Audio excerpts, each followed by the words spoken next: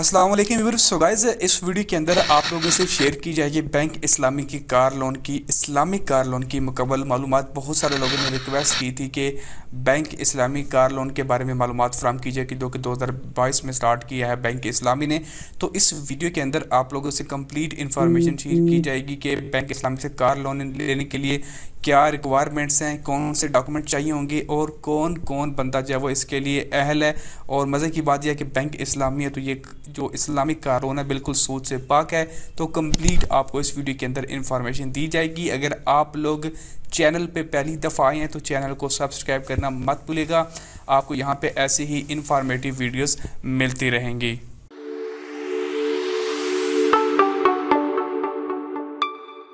तो guys, bank Islamic auto finance offer you two conference to get the your car. तो ये बिल्कुल मुशारका की बेस पे बुनियाद पे ये एक प्रोग्राम है जिसको आप लोग कार लोन भी कहते हैं। तो ये बिल्कुल मुशारका की बेस पे है और शरी कंप्लाइंट्स के ऐन मुताबिक है। यहाँ पे उन्होंने वाज़ह लिखा भी हुआ है। तो इस्लामिक कार लोन और दूसरी जो कार लोन है जो कि फाइनेंशियल बैंक आपको प्रोवाइड करता है, उसमें बेसिक फ़र्क यही होता है कि जब तक कार आपको हैंड ओवर नहीं की जाती है तब तक Islamic bank Islamic car loan जो है वो आपसे रेंट नहीं लेता है। लेकिन जो दूसरे बैंक होते हैं वो कहते हैं कि हम एक साथ लेते हैं। इस्लामिक बैंक कहता है कि आपको जब गाड़ी आपको दी जाती है तो गाड़ी आपकी मलकियत नहीं होती बल्कि बैंक की मलकियत होती है। और क्योंकि वो आप यूज़ कर रहे होते हैं तो बैंक आपसे उस कार का माहाना जो है वो रेंट लेता है। तो उसको इस्लामिक कार लोन स्कीम कहते हैं। बाकी आप लोग अपने उलमा से कन्फर्म कर सकते हैं कि इस्लामिक कार लोन जब वो बगैर सूद वाली जो ऑफ़र करते हैं बैंक, क्या वो लेनी चाहिए या नहीं लेनी चाहिए, ये आपका और आप अपने लिहाज पे कन्फर्म कर सकते हैं। अगर इसके फीचर्स की बात की जाए तो R2 financing facility for brand new cars के लिए ये आपको दे रहा है। सिर्फ और सिर्फ आप लोग ब्रांड न्यू कार्स ही इसके तहत ले सकते हैं। जो आपको टाइम पीरियड मिलता है, टेनोर, वो मिलता है आपको 1 साल से लेके 7 साल का। और कस्टमर जो इक्वलिटी होती है यानी कि आपको कितने % देना होता है, मिनिमम आप 15% दे सकते हैं और मैक्सिमम 90%। यानी कि अगर आपकी गाड़ी की मलकियत है जो आप लोग लेना चाहते हैं वो है 10 लाख, तो उसमें से मिनिमम 1.5 लाख आपको लाजमी देना ही देना होगा। आप लोग मैक्सिमम 9 लाख भी पे कर सकते हैं, लेकिन इतना कोई पे को नहीं करता। मिनिमम यहाँ पे 15% आपको दिया जाता है। फाइनेंसिंग अमाउंट जब वो आपको 2.5 लाख से लेके तकरीबन 1 करोड़ तक आपको प्रोवाइड करता है बैंक। तो अगर आप लोग लेना चाहते हैं तो आपको 2.5 लाख से 1 करोड़ तक की फैसिलिटी प्रोवाइड की जाती है। उसके बाद जो प्रोसेसिंग चार्जेस फ़ीस है, यानी कि जो आपकी एप्लीकेशन सबमिट की जाएगी उसके चार्जेस होंगे। आपको जो पहली दफ़ा आप लोग दरख्वास्त देंगे तो वो उसके 1200 रुपये होंगे पर कार के। उसके बाद जब आपका डॉक्यूमेंट वगैरह प्रोसेसिंग होगी तो उसके लिए आपको, अगर आपकी जो कार की प्राइस है वो 1 मिलियन है तो आपको 6300 पर कार का देना होगा। अगर आपकी जो फाइनेंसिंग रेस 10 मिलियन है यानी कि 1 करोड़ के आसपास है और तो आपको 6300 पर कार इंक्लूसिव FAD देना होगा। और तीसरे नंबर पे अगर आपकी गाड़ी 10 मिलियन से ऊपर और 50 मिलियन से लेस है तो उसके लिए आपको 15,600 पर कार देना होगा। ट्रैकर इंस्टॉलेशन की बात करें तो बैंक इस्लामी की तरफ से ट्रैकर इंस्टॉल किया जाएगा जो कि ऑल व्हीकल्स के अंदर मैंडेटरी यानी कि वो लाजमी इंस्टॉल किया जाएगा। उसके बगैर आपको कार जो है वो नहीं दी जाएगी। तकाफुल के साथ जी शहरी कंप्लेंट यानी कि जो आपको इंश्योरेंस पॉलिसी देता है वो तकाफुल ही तमाम बैंकों को देता है, जिसकी जो रेंज है वो 1.85% से लेके 2.8% तक होती है। और यहाँ पे इन्होंने वाज़ह लिखा हुआ है, Islamic R2 financing facility is based on diminishing मुशारका अंडर शिरकतुल मिल्क अरेंजमेंट। तो ये आप लोग पूरा पढ़ सकते हैं। ये बिल्कुल मुशारका की बेस पे जो को इस्लामिक मुआहिदा कहते हैं उसके तहत ये आपको कार दी जाती है। अगर हम इसकी एलिजिबिलिटी की बात करें तो यहाँ पे सबसे पहले आ जाता है जी सिटीजनशिप पाकिस्तानी होना चाहिए। इनकम आपकी जो है वो 40,000 से लेके 50,000 पे होनी चाहिए। बाकी इसकी मैं हकीकत आपको बताऊंगा क्योंकि बहुत सारे लोग कहते हैं कि जी मेरी इनकम 40,000 पे है, 50,000 पे, लेकिन बैंक मुझसे डील नहीं करता है। तो मैं इसके बारे में भी एट दी एंड आपको बताऊंगा। तो वीडियो को आप लोगों ने पूरा वाच करना है कि क्यों नहीं बैंक आपसे डील करता है, कौन सी मेजर फैक्टर है जिसकी वजह से आपको रिजेक्ट कर दिया जाता है। एज लिमिट की बात करें तो सैलरीड पर्सन के लिए जी 21 साल मिनिमम है और मैक्सिमम 60 साल रखी गई है at the time of maturity.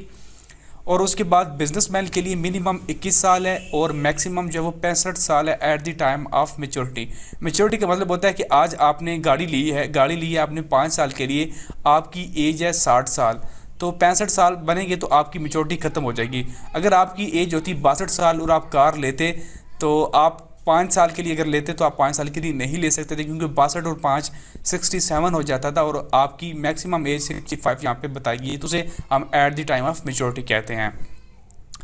Documentation की बात की जाए तो यहाँ पे सैलरीड इंडिविजुअल के लिए एप्लीकेशन फॉर्म जो आप प्रॉपरली फिल करना है, साइन करना है पूरा। उसके बाद 6 मंथ की बैंक स्टेटमेंट चलेगी, सैलरी क्रेडिट वगैरह, और बैंक की जो स्टैंप है साइन होगा बैंक के मैनेजर का, तो वो तमाम चीज़ें आपने कंफर्म करनी है बैंक स्टेटमेंट के साथ। आपकी करंट सैलरी स्लिप जहाँ पे आप काम करते हैं वहाँ की सैलरी स्लिप होगी। सिग्नेचर स्पेसिमेन फॉर्म, ये एक फॉर्म होता है जो आप लोगों ने साथ लाजमी लगाना होता है। उसके बाद 1 ईयर एम्प्लॉयमेंट प्रूफ, आप जहाँ पे काम कर रहे हैं उसका 1 ईयर का प्रूफ होना चाहिए। आपकी CNSC की कॉपीज़ होनी चाहिए। उसके बाद आपकी 2 रिसेंट फ़ोटोग्राफ की कॉपीज़ होंगी। उसके बाद प्रोसेसिंग जो फ़ीस है वो 1200 रुपये आप लोगों को देनी होगी स्टेटमेंट के साथ। तो यहाँ पे ये उन्होंने बताई भी हुई है, अगर मैंने आपको पहले बताई नहीं है तो ये 1200 फ़ीस पहले आपसे लेंगे ये। तो ये हो गया जी एलिजिबिलिटी वाला सेक्शन, हमने क्लियर कर ली। डॉक्यूमेंटेशन के अंदर सैलरीड वाला हो गया। बिजनेसमैन के लिए भी तकरीबन सेम ही है, एप्लीकेशन फॉर्म प्रॉपरली फिल होना चाहिए, 1 ईयर की बैंक स्टेटमेंट होनी चाहिए, सैलरी क्रेडिट्स, ओरिजिनल स्टैम्प और बैंक का जो साइन वगैरह होते हैं वो करने चाहिए। उसके बाद कोई चीज़ आपकी मलकियत है, उसके डॉक्यूमेंट्स कोई प्रूफ वगैरह है तो आपके पास, अगर आपके पास हैं तो उसके आपको देने होंगे। उसके बाद सिग्नेचर स्पेसमैन फॉर्म, एक फॉर्म होता है जिसके ऊपर आपके सिग्नेचर करवाए जाते हैं ताकि जो सिग्नेचर है वो कोई बंदा कॉपी भी करे तो वो उनको पता चल जाए। तो ये सारी चीज़ें वो आप लोगों से करवाते हैं। उसके बाद 1 ईयर का एम्प्लॉयमेंट प्रूफ होता है, CNSC की copies, recent photographs, processing fees 1200 रुपये, कॉपी ऑफ NTN नंबर, आपका ज़ाहिर बात है अगर बिजनेसमैन है तो आपका NTN नंबर होगा, अगर नहीं है तो आपका कोई बैंक बिजनेस प्रूफ है वो आप लोगों ने देना है।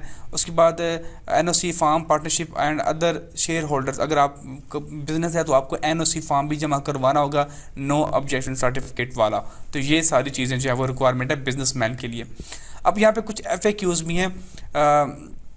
Eight what point will I be, कुछ लोग पूछते हैं कि जब वो गाड़ी की पेमेंट करना स्टार्ट कर देंगे, जिसे हम लोग रेंट कहते हैं इस्लामिक के अंदर। तो यहाँ पे कह रहा है कि जब तक गाड़ी आपको क्लाइंट को डिलीवर नहीं की जाएगी तब तक जो है वो आप लोग पेमेंट नहीं करेंगे हमें। जब गाड़ी आपके पास हैंड ओवर कर दी जाएगी तब आपकी जो है वो पेमेंट, रेंटल पेमेंट स्टार्ट होगी। उसके बाद रेंटेबल डिफरेंस होता है, क्योंकि हर 6 माह बाद आपका जो रेंट होगा वो डिफरेंट होगा। जो आप एक साथ पे करते जाएंगे तैसे तैसे आपकी जो ओनरशिप है गाड़ी की वो आज दिया उस तरह उस परसेंटेज के हिसाब से आपके नाम होती जाएगी। फॉर एग्जांपल पहले 6 माह के अंदर आपने गाड़ी की 10% एक साथ पे कर दी है पहले 6 माह के अंदर, तो वो 10% आपके नाम हो चुकी है, तो उतनी रेंटल पेमेंट है वो कम कर ली जाएगी, क्योंकि 10% अब आपका हिस्सा भी है उस गाड़ी के अंदर। उसके बाद वहाँ पूछ रहे हैं कि is there any penalty for late payment of rent. For example आप क्लाइंट है, आप नहीं पहुँच पाते हैं, आप 30 तारीख को आपने अपनी एक साथ पे करनी थी कि वो आप नहीं पे कर पाए हैं, तो बैंक आपसे क्या लेगा? तो बैंक कहता है कि जी हम आपसे पेनल्टी लेंगे, लेकिन वो पेनल्टी वो चैरिटी को जाएगी, और ये चैरिटी का बैंक इस्लामी से कोई ताल्लुक नहीं होगा, वो बैंक की इनकम नहीं होगी, बल्कि वो चैरिटेबल पर्पज़ के लिए यूज़ की जाएगी। उसके बाद यहाँ पे पूछ रहे हैं कि what happens if the finance vehicle stop functioning. For example आपकी गाड़ी काम करना छोड़ जाती है, वो नाकारा हो चुकी है, वो यूजेबल नहीं है, अब दोबारा यूज़ नहीं हो सकती है, तो बैंक जो आपके साथ मुआहदा होगा वो ख़त्म कर देगा और आपको कोई और पेमेंट देनी नहीं पड़ेगी। हाँ, अगर वो जो गाड़ी ख़राब हुई है, कोई मसला बना है, गाड़ी के साथ डेड हो चुकी है और वो आपकी वजह से हुई है, तो बैंक आपसे बाकी तमाम एक ही साथ वो लेगा वो आप लोगों से।